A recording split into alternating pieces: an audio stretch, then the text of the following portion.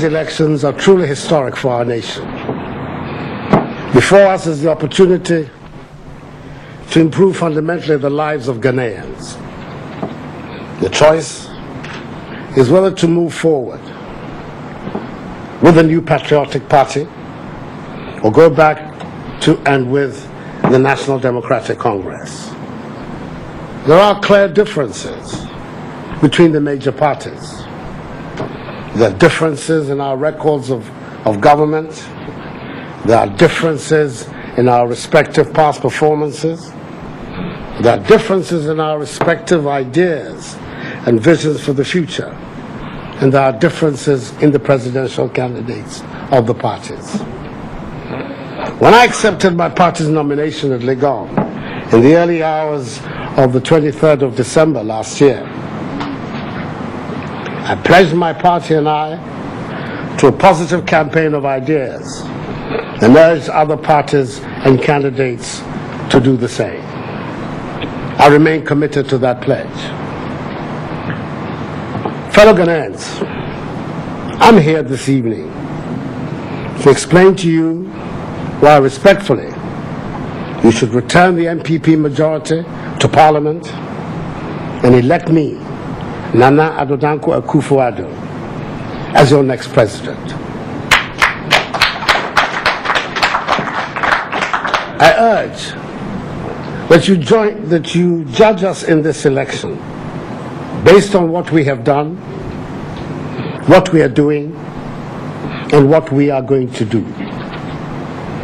Consistent with my party's values and its record of performance, I shall lead a team that will build on the solid foundation led by the NPP government under the leadership of His Excellency, the President of the Republic, John Akuffo, to transform our country from the third to the first world within our generation. That's our goal. I know that there are some in this country who oppose to us, who struggle not to acknowledge the performance of the NPP government. While we are a democracy and they're entitled to their opinions, they're not entitled to create their own facts. I respectfully but strongly disagree with their views about our performance. Here are some of the facts regarding our performance. First, the NPP government has given this nation its best economy in our half-century of independence. We have achieved macroeconomic stability for the longest period in our history.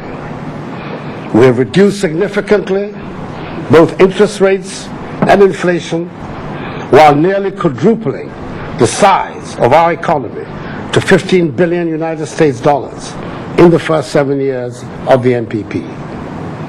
We have worked hard to wean ourselves of the financial dependence of the World Bank and the IMF.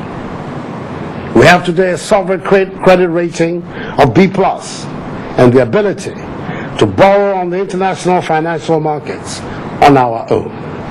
Indeed, last year, our first sovereign bond issue, which was for 750 million United States dollars, was oversubscribed to the tune of $3.2 billion. This, coupled with the increase in foreign direct investment, our selection for the Millennium Challenge account, and increased remittances are all testament to our successful management of the national economy. This year, despite the difficulties in the world which is affecting all the economies of the globe, ours is projected to grow by 7%. We've been able to get a debt relief of over 4 billion United States dollars, reducing our external debt from 15% of our GDP, from 152% of our GDP to 22% today. Indeed, today, we are recognized as one of the top 10 reforming countries in the world and the best place to do business in West Africa. Second, the plans and programs of the NPP have been the most effective of any government in addressing the needs of our people. We introduced in the year 2003 the National Health Insurance Scheme over the objections of the National Democratic Congress, and with that, freed Ghanaians from the clutches of the inhumane cash and carry system.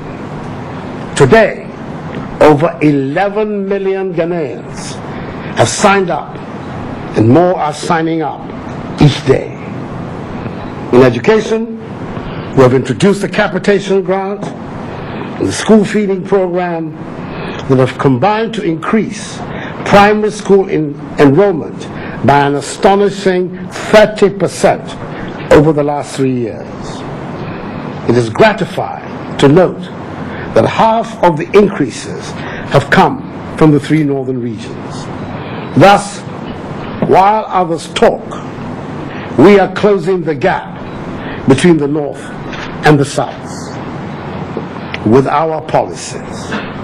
Our public universities have more than doubled enrollment from 44,000 into the year 2000 to 100,000 in 2007, while our polytechnics have increased enrollment for over 50% from 18,000 to 28,000.